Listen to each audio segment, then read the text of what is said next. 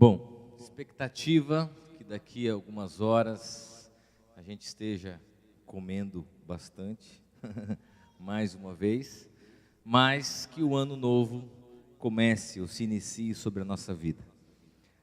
Eu queria falar hoje, conversar com você a respeito dessa expectativa do próximo ano e o quanto nós esperamos que 2019, por si só, preste bem atenção nessa expressão, por si só, traga novas experiências, novas possibilidades, novas situações e aquilo que nós desejamos de bom, na expectativa de que seja melhor do que aquilo que nós vivemos nesse ano de 2018.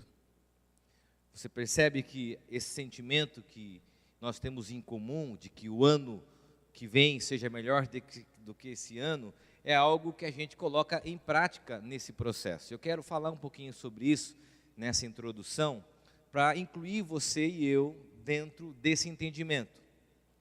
Primeiro, que nós temos uma visão um pouco infantil a respeito disso. A gente acha que só a mudança do calendário, mecanicamente, ou como num passe de mágica,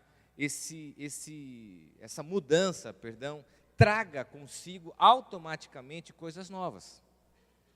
A gente sabe que não, mas o nosso inconsciente coletivo pensa assim, de que quando chegar lá, 23 horas, 59 minutos, e a gente passar para o próximo ano, a gente acha que com essa mudança já virão automaticamente coisas novas, novas experiências, prosperidade, saúde. É claro que a gente deseja isso, mas esse é um sentimento infantil. A gente sabe que na prática não é isso que vai acontecer.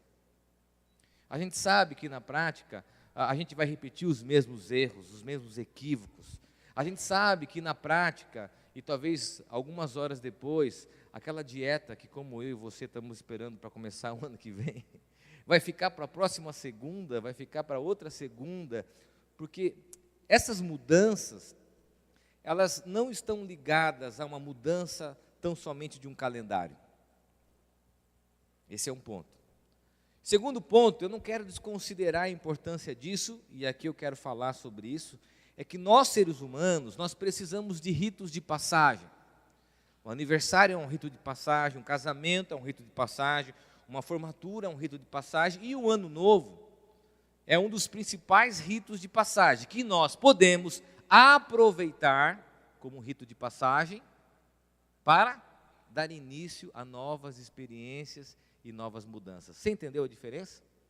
A gente pode, didaticamente, simbolicamente, aproveitar essa transição para novas experiências na nossa vida. A gente pode aproveitar a atmosfera simbólica disso para que Deus dê início na nossa história a novas experiências, a novas mudanças daquilo que nós precisamos, ok? O que nós não podemos? É compreender que isso acontece num passe de mágica, como num filme do Harry Potter. A gente não pode acreditar que o simples fato de mudar o calendário, você vai acordar sem barriga. Você vai, no dia 2, tirar um extrato bancário e encontrar lá um valor que você nunca imaginava ter. As coisas não vão acontecer assim. Mas você pode aproveitar isso simbolicamente para repensar a sua vida, a sua rotina e os seus hábitos. E aqui eu quero fazer essa introdução, porque é muito importante para nós olharmos para o texto bíblico, a compreensão do que é o entendimento a respeito do hábito. O que seriam esses hábitos? O pessoal que estuda comunicação, as pessoas que estudam tendências, dizem que em 2019, uma das tags, uma das palavras que vai ser mais enfatizada é a palavra hábito. Mudança de hábito, ou tão somente o hábito em si. Mas eu acredito que muita gente tem uma compreensão equivocada a respeito do hábito. Eu quero explicar isso para você, porque esse entendimento a respeito do hábito é muito importante para olharmos para o texto bíblico e a partir desse texto considerarmos para a nossa vida. Hábito é a ação que se repete com frequência e regularidade. É o modo e o costume maneiramente permanente ou frequentemente de se comportar. Por que eu estou definindo o hábito? Para fazer uma diferenciação entre manias e hábitos. Vou dar um exemplo mais simples, talvez. Roer a cutícula, como eu faço. É um hábito? É um hábito, mas também é uma mania. Mas não é tão somente um hábito como, por exemplo, cortar a unha no sofá, que as mulheres odeiam. Né? Não é tão somente aqueles hábitos do dia a dia. Não, hábito, preste bem atenção, porque essa definição que eu vou dar para você é muito importante para alguns processos de mudança na sua vida. Hábito é a maneira e o comportamento frequente diante de situações externas. Hábito é como eu reajo às situações que estão à minha volta. Hábito é uma visão das coisas. Hábito é uma reação permanente, comum às situações da vida.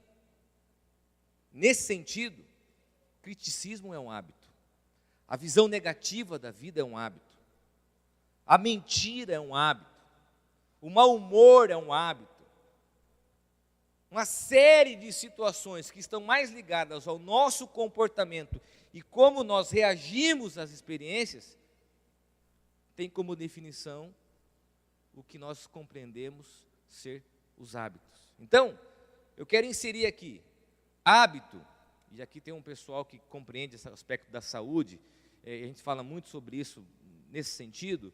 Hábito não é tão somente a mudança de alimentação, a mudança de atividade física, também é, mas vai além. É como o meu comportamento humano reage às coisas mecânicas e situações do dia a dia. Quando você usa as suas expressões, conhece alguém assim? Que sempre fala as mesmas coisas diante de certas situações? Aquela pessoa que olha, eu acho que vai dar errado, hein? Isso é um hábito. Olha, eu acho que isso não vai dar certo, é um hábito.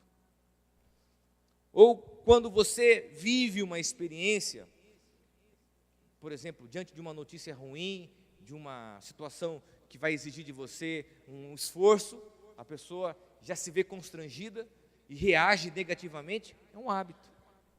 Então, eu queria que você compreendesse isso. Hábito está ligado às manias do dia a dia, a coisas ligadas a horário, rotina, como alimentação, exercício físico, mas vai além essa compreensão.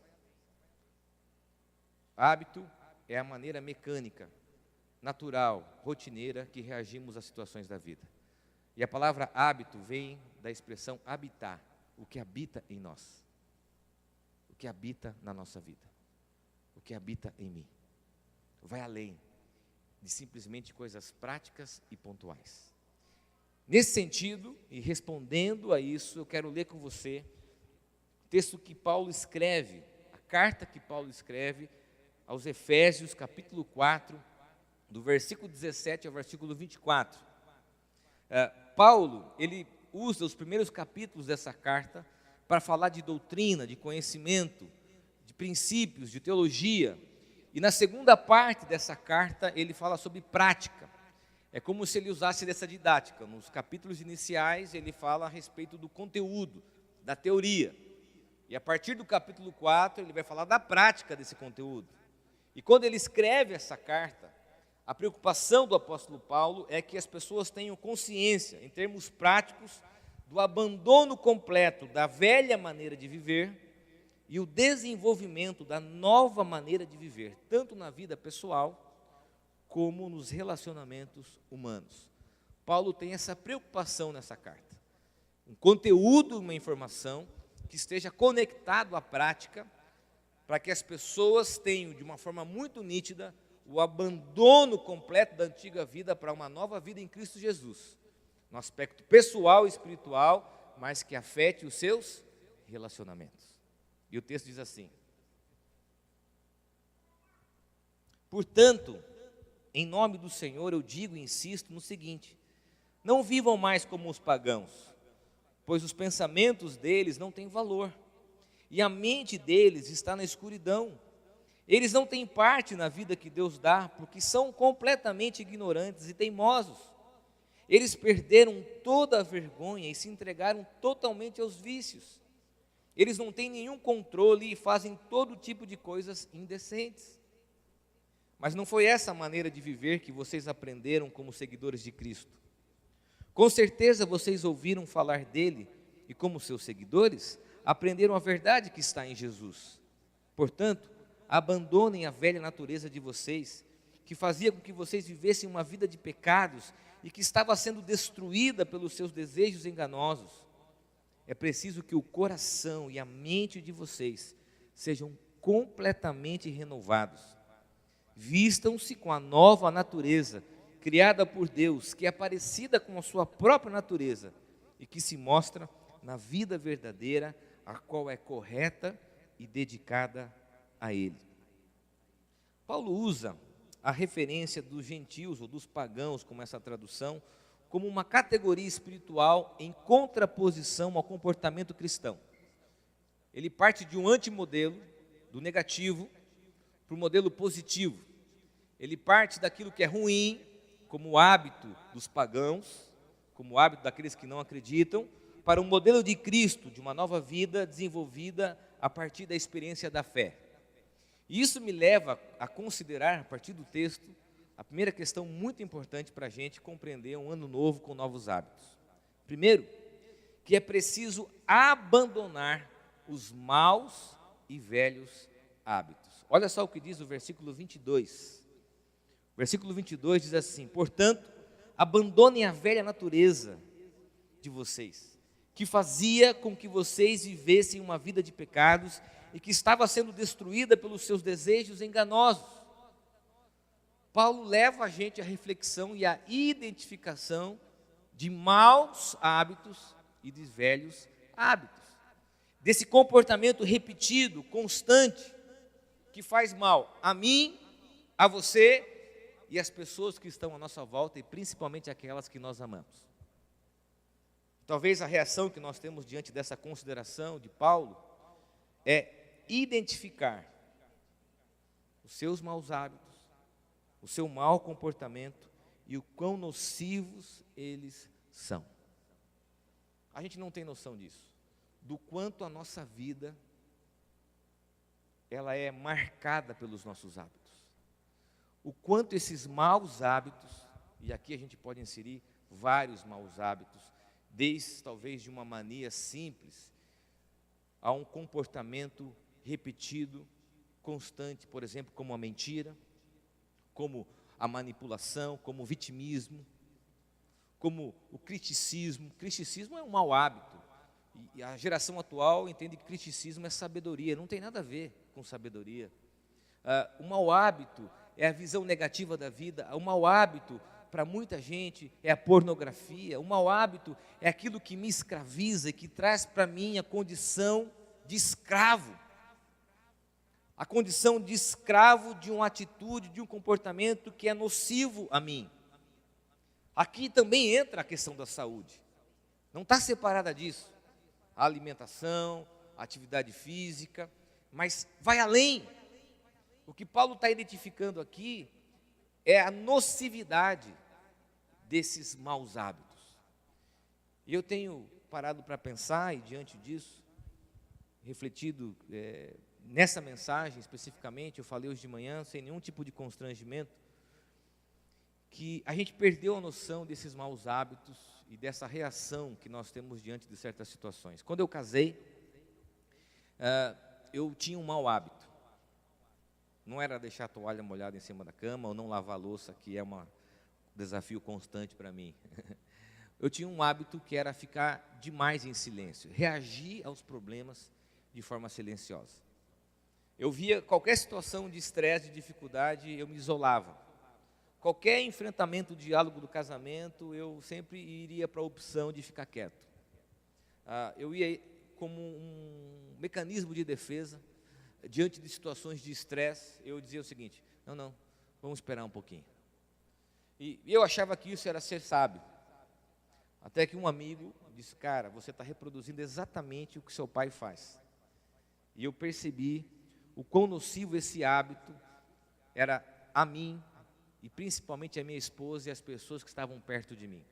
E eu lido com essa dificuldade até hoje. Quem convive comigo não imagina que eu tenha dificuldade de tratar de assuntos difíceis, porque eu sempre vou fazer a opção do silêncio, de pensar mais sobre aquilo e de me distanciar daquilo como uma primeira reação. É um mau hábito, porque isso não resolve, porque isso não trata, porque isso não faz com que as coisas sejam trazidas à luz. Você consegue identificar na sua vida esses maus hábitos, essas más reações que você tem diante da vida? Quem aqui tem a mania e o hábito de repetir jargões de família, expressões de família, que nós aprendemos na infância e que nós reproduzimos sempre como hábito e que gera em nós um comportamento nocivo? Quem aqui consegue identificar dentro do seu casamento quais os maus hábitos fazem mal ao casamento? Quem aqui, diante dos relacionamentos afetivos, consegue identificar os seus maus comportamentos, os seus maus hábitos que fazem mal às pessoas? Tim Keller tem uma referência nesse sentido que diz o seguinte: o pecado cria maus hábitos, ele cria afeições distorcidas, a gente se apaixona por coisas erradas, essas coisas exercem controle sobre você, que começa a perder o controle de si mesmo, e você está se rendendo a uma coisa que deseja matá-lo. Então, deixa eu dizer uma coisa para você aqui de uma forma muito prática, eu não quero de alguma forma invadir a sua privacidade. Se você não identificar os seus maus hábitos, 2019 vai ser igual ou pior que 2018. Você entende isso? Se você não identificar aquilo que é nocivo à sua vida e que você reproduz automaticamente como um comportamento e uma reação às experiências da vida que estão à volta, não espere que o calendário mudando você viva coisas novas. Não espere que 2019 traga coisas diferentes daquilo que você viveu em 2018. Se os seus maus hábitos te acompanharem, você corre um alto risco de cometer os mesmos erros de 2018, ou até piores. O hábito de culpar os outros pelos seus fracassos, o hábito de procrastinar, o hábito de se omitir, tantos e tantos hábitos que nós desenvolvemos, e você sabe quais são esses hábitos. Hoje de manhã alguém me perguntou assim: pastor, como que eu identifico um mau hábito? Eu falei assim: as pessoas que convivem com você já identificaram. Não é? É você que não quer ouvir. Olhe para as pessoas que estão à sua volta e que te amam e identifique esses maus hábitos. Olhe para as pessoas e ouça essas pessoas e identifique quais hábitos são nocivos à sua vida. E que você pode hoje dizer assim: não, eu não quero viver como os pagãos, eu não quero viver escravo dessa condição, escravo desse condicionamento que habita em mim como reação natural às coisas. Você consegue identificar? Segunda consideração do texto, Paulo, ao identificar o comportamento pagão, nocivo, do hábito, do pecado, da natureza antiga, ele faz um movimento para aquilo que talvez seja o ponto central dessa mensagem, e eu vou mexer numa compreensão da cultura. Alguns vão ficar bravos comigo, mas é o que o texto diz, então eu prefiro fazer a opção pelo texto bíblico do que pela cultura. Preste bem, bom é sorocabano, já estou dentro da cultura, né? Preste bem atenção no que eu vou dizer, porque isso vai desconstruir uma ideia da cultura atual. É o que o texto diz. O hábito não é o start para uma nova vida. Na Bíblia, e segundo o texto de Paulo, uma nova vida é o start para novos hábitos. O que a cultura diz? Que só mudar os hábitos é suficiente. Eu diria que isso é parcial. Talvez isso se aplique a algumas áreas da nossa vida, Mudar alguns hábitos talvez resolva algumas pequenas coisas de alimentação, de saúde, mas o que o texto diz é que isso vai além, que é uma nova vida que dá start para novos hábitos. Chega para um dependente químico e para alguém que tem uma dependência em algum tipo de produto químico, seja bebida, qual for, e diga para ela que só a mudança de hábito vai transformá-la. Não vai. A mudança de hábito, ela é talvez aplicável a algumas coisas pontuais, eu concordo com isso. Mas existem esferas do nosso coração, áreas da nossa vida, que só a mudança de hábito não vai ou não vão transformá-las. Existem casamentos, relacionamentos, que precisam ser trazidos à presença de Deus para que Ele transforme. E existem situações que nós não conseguimos mudar sozinho, e que eu reconheço que preciso da ajuda de Deus, dizendo: Senhor, eu preciso do Senhor para mudar essa área da minha vida. Não é só um hábito que vai dar um start à mudança, mas é uma nova vida em Cristo. O versículo 23 diz assim: é preciso que o coração e a mente de vocês sejam completamente renovados. A expressão que Paulo usa aqui é diferente do versículo 24. Por isso que na tradução existe nova vida e renovação, renovados. A palavra neo, trazer de novo. É preciso que constantemente vocês tenham a mente de vocês, o coração renovados. Porque é isso que muda os hábitos, a vida, e não o contrário. Marcos Lucado diz o seguinte: ele muda a nossa natureza de dentro para fora. Deus não nos manda para uma academia de adestramento para aprender novos hábitos. Ele muda caráter, personalidade e, como consequência, hábitos. Queridos, eu sei que se você pegar um dos best-sellers desses últimos anos, O Poder de um Hábito, um livro muito bom, você vai conseguir mudar algumas coisas da sua vida, como, por exemplo, ler mais livros, assistir menos série de televisão, não, né? Isso é um hábito. Talvez você consiga fazer um programa de atividade física, talvez você consiga melhorar a sua alimentação, mas existem coisas, preste bem atenção, do seu caráter, existem coisas do seu caráter, da sua personalidade, das suas relações, que o hábito não vai mudar, ou que o hábito não vai mudar, que só Deus pode transformar. Eu não estou desvalorizando o hábito, eu estou colocando o hábito no local correto da compreensão.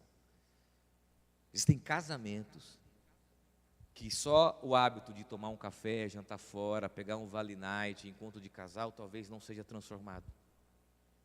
Existem relacionamentos de pais e com filhos de que só mudança de hábito, talvez de assistir um filme, uma atividade junto, não vai mudar. Sabe por quê? Porque isso envolve perdão, isso envolve cura, isso envolve restauração, isso envolve renovação, transformação, e isso o hábito não tem o poder de fazer. Quem tem é o Evangelho, é a presença de Deus na nossa vida, através do Espírito Santo de Deus. Queridos, algumas áreas da minha vida eu preciso do Senhor para mudar. Eu preciso me prostrar e dizer: Senhor, sozinho eu não consigo. É um esforço sobre-humano e eu vou falhar. Eu preciso de uma nova compreensão, eu preciso de uma mudança de coração, de uma mudança de mente, e eu preciso que o Teu Santo Espírito me ajude, porque eu não sei mais o que fazer. A minha natureza diz: cara, a ociosidade é demais. Ser ocioso é bom demais. Mais um capítulo da série é bom demais. A minha mente diz isso, e eu preciso: Senhor, me ajuda a sair da ociosidade. Muda o meu coração para uma vida saudável, que talvez seja o grande desafio para mim em 2019, eu sei disso, não precisa ser dizer. Nós conversamos a tarde toda, eu e minha esposa, sobre isso hoje. Mas o que Deus precisa startar nos nossos corações é uma mudança de dentro para fora, não de fora para dentro. Sabe o que acontece com as mudanças de fora para dentro? Sabe o que acontece? Elas são perecíveis. Mudanças que acontecem de fora para dentro, elas têm prazo de validade. É como você se dispor a ler a Bíblia o ano todo, é como você se dispor a ler um livro e de repente você percebe que você voltou aos velhos hábitos, às velhas coisas e não percebe que a mudança aconteceu de fora para dentro e não de dentro para fora. Termino essa consideração do apóstolo Paulo dizendo o seguinte: Deus quer transformar você de dentro para fora. Terceira e última consideração, e aqui eu quero definir o lugar do hábito nesse texto e a importância do hábito na consideração do apóstolo Paulo. Os novos hábitos me fortalecem para uma nova vida e não dão espaço para a antiga natureza. Quero explicar isso muito bem para você compreender o poder do hábito biblicamente. O versículo 24 diz: vistam-se com uma nova natureza, criada por Deus, que é parecida com a sua própria natureza e que se mostra na vida verdadeira, a qual é correta e dedicada a Ele. Sabe qual é a função do hábito? É atuar no sistema imunológico, nos proteger das velhas práticas. O hábito, e se eu pudesse fazer aqui um processo, eu diria o seguinte: identificarmos os maus hábitos, ponto 1. Compreendermos que a mudança acontece de dentro para fora, ponto 2. E terceiro, compreendermos que os novos hábitos são consequências dessa mudança e esses novos hábitos nos protegem de voltarmos às velhas práticas. Os novos hábitos são antibióticos, nos protegem de voltarmos às velhas práticas, mas e nocivas. Os novos hábitos são consequências práticas dessa mudança. Porque eu pratico os novos hábitos e porque em 2019 eu devo ter novos hábitos? Para que eu não volte à velha prática, ao velho comportamento. A função do hábito aqui é nos proteger e nos fortalecer as coisas do passado. Uma das coisas que a gente aprende no NA, Narcóticos Anônimos, é que você precisa sempre de novas atitudes, pensar um dia de cada vez, esse é o lema, e sempre compreender a mudança de comportamento para você não voltar às velhas práticas. E uma vez eu ouvi de um amigo que disse para mim, na minha conversão, disse assim: Caio, você tem que mudar o caminho de rato. Eu nunca entendi isso direito e ele me explicou. Cara, o caminho de rato é o seguinte: se você continuar convivendo com as mesmas pessoas, nos mesmos locais, você vai voltar às velhas práticas. Você compreende isso? Se eu estivesse nos mesmos locais que eu frequentava, nos mesmos ambientes, com as mesmas pessoas, eu estava vulnerável a viver as velhas práticas. Isso se aplica à nossa vida. As novas atitudes, os novos hábitos, não nos permitem voltarmos às velhas práticas, e é nesse sentido o poder do hábito. Nos fortalecer, nos proteger das coisas que nos fazem mal. Isso exige esforço, isso exige dedicação, isso exige uma série de coisas que vão além da nossa natureza, mas que nos protegem e que nos fortalecem diante das coisas que ficaram para trás. De uma forma bem objetiva, não adianta você falar que você quer novos hábitos e continuar no mesmo ambiente, com as mesmas pessoas, com as mesmas práticas. Não adianta você falar que Deus, como nesse momento aqui, eu creio que o Espírito Santo de Deus está tocando o seu coração, e você sair daqui e continuar fazendo as mesmas coisas. Você deve sair daqui fazendo coisas novas, novas atitudes, novos hábitos, para que esses novos hábitos sejam uma demonstração prática dessa mudança e não permitam que você volte a cometer os mesmos erros do passado. Você entende isso? Eu não entendo que o hábito é que me transforma, mas eu entendo que o hábito é o final desse processo e é pedagógico, é protetivo para a minha vida, para a nossa vida. Spurgeon diz o seguinte: o hábito diário mais importante que podemos possuir é o hábito de lembrarmos do Evangelho a nós mesmos. E o que diz o Evangelho? O Evangelho diz que é preciso uma mudança de vida em Cristo. Então nós temos que diariamente lembrarmos disso, constantemente, de que é Deus que muda a nossa vida e os novos hábitos são consequência dessa mudança. Por que você está fazendo isso diferente? Porque eu não quero voltar a fazer as coisas que eu fazia antes de ter uma experiência de mudança de vida. Mas por que você está comendo diferente? Por que você está praticando atividade física? E aqui a gente crê no ser humano integral, não há como separar a vida espiritual de outras áreas. Faço isso para me proteger das velhas práticas. Eu faço isso porque se eu vacilar e deixar de fazer, eu volto para trás, como o povo no deserto, andando em círculos. Por isso que tem muita gente que vem na igreja, tem uma experiência sobrenatural com Deus e volta para as velhas práticas porque não muda hábitos. Por isso tem muita gente que vai em congresso de casal, 2, 3 dias apaixonados, feliz da vida, mas se não tem novos hábitos, voltam às velhas práticas. Por isso tem muita gente que começa uma dieta, um exercício físico, e se não continuar com os novos hábitos, voltam às velhas práticas, porque não desenvolvem os novos hábitos como uma medida protetiva às coisas do passado. Paulo usa esse exercício didático, de que nós temos que abandonar as velhas práticas, identificar as coisas ruins, que a mudança acontece de dentro para fora, através de Cristo, e como consequência, novas atitudes, novos hábitos, como demonstração daquilo que Deus fez em nós, como proteção e fortalecimento espiritual diante das coisas do passado. Quero terminar dizendo o seguinte, e nós vamos orar. Um ano novo não traz novos hábitos por si só. Não traz.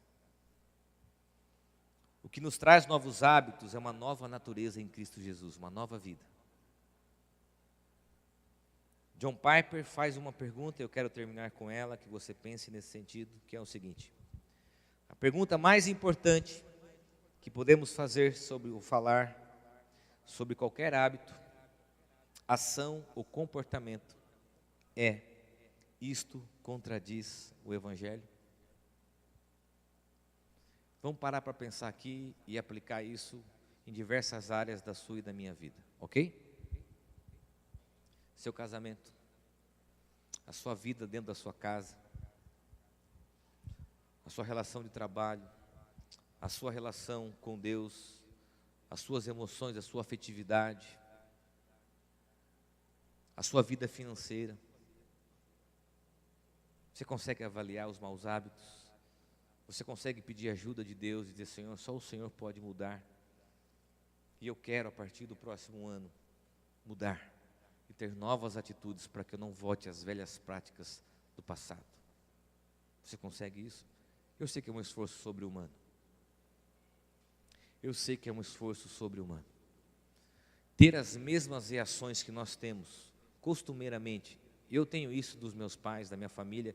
Eu me policio muito, às vezes, diante de uma situação com os meus filhos, de reagir sempre da mesma forma, de falar sempre as mesmas coisas. E depois que eu falo e faço, eu me arrependo profundamente, digo: meu Deus, é mais forte do que eu. Você consegue identificar isso? Sempre a visão negativa, sempre a visão crítica, sempre o medo, sempre o desespero, o sufocamento, o controle. Deus quer mudar. Eu sei que é difícil, Deus quer transformar. Deus quer, de alguma forma, tratar a nossa vida como um todo. Quando eu comecei a namorar com a Aline, e eu vou terminar com essa história, eu fui criado pelos meus pais. A minha mãe, ela sempre nos falou que alguns tipos de tempero faziam mal. Então eu cresci não comendo a grande maioria dos temperos. Eu acho que fazia mal para ela e ela dizia que fazia mal para o fígado, né? Aqui. Então ela dizia: curry faz mal, alho poró faz mal, salsão faz mal. Então eu cresci comendo uma comidinha bem caseira com sal, óleo, azeite e cebola bem picadinho. Comecei a namorar com a Aline, um dos primeiros almoços que eu fui na casa dela. A minha sogra adora tempero, meu sogro gosta de uma outra cultura, e eu sentei na mesa e disse assim: vou passar mal.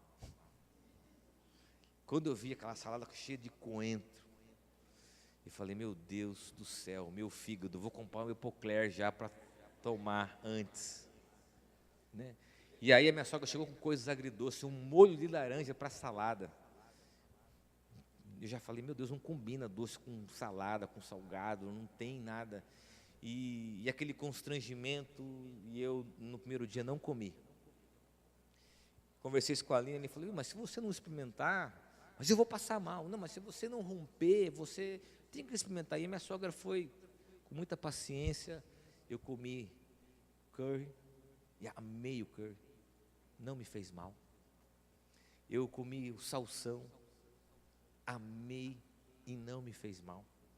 Eu comi uma série de coisas que eu gosto hoje, temperos, sabores, coisas agridoces, porque era um hábito para mim, e a minha visão do mundo, meu comportamento era condicionado, o que habitava em mim era a compreensão de que aquilo me fazia mal. Eu precisei provar de novo, eu precisei degustar novos sabores que eu não gostava. Eu sempre comia arroz, feijão, ovo, bifinho, comida sempre tradicional, era o que eu mais gostava, porque eu cresci assim. Eu entendo a preocupação da minha mãe como saudável, porque deve fazer mal, devia fazer mal para ela não queria que a gente passasse mal. Mas alguns hábitos, algumas manias, atitudes são condicionadas aos modelos familiares. É o que Skinner fala de condicionamento exposto, e a gente não percebe o quão nocivo isso é para nós. Eu quero orar por você, pedir que você feche os teus olhos.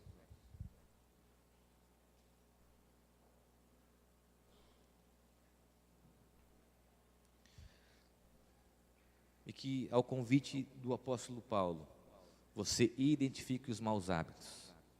Você coloque esses hábitos diante de Deus. Uma pessoa explosiva é um hábito. Explodir, descontrole é uma reação, é um hábito. Você sabe uma outra coisa que é um hábito?